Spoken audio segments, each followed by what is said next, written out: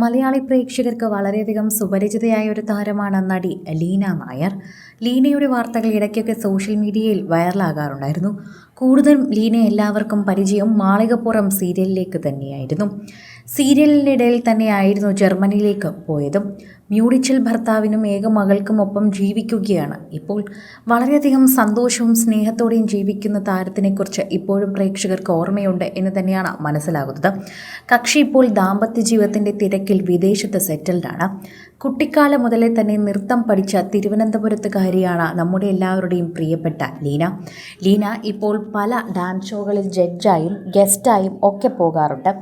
പഠനത്തിനേക്കാൾ ഉപരി ഇപ്പോൾ നൃത്തം എന്ന് പറയുന്നത് തൻ്റെ ജീവിതത്തിലെ ഒരു പ്രധാനപ്പെട്ട വിഷയമായി തന്നെ മാറ്റിയിരിക്കുകയാണ് നടി ലീന.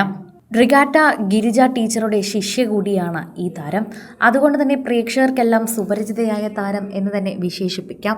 ക്ലാസിക്കൽ ഡാൻസ് നർത്തകിയായ ലീന ഭരതനാട്യം, മോഹിനിയാട്ടം, കുച്ചിപ്പുടി നൃത്ത ഇനങ്ങൾക്കായി തന്നെ ജർമ്മനിയിൽ നൃത്ത സ്കൂളും നടത്തുന്നുണ്ട്.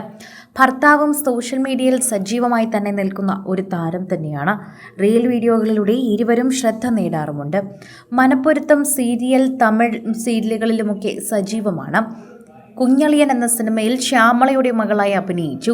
സെന്റ് മേരീസിലെ കൊലപാതകം എന്ന ചിത്രത്തിലും അഭിനയിച്ച് തകർപ്പനായി തന്നെ മുന്നേറുമ്പോൾ തന്നെയായിരുന്നു താരം പിന്നീട് സീരിയൽ രംഗത്തും സിനിമാ രംഗത്തു നിന്നും മാറി നിന്നത്.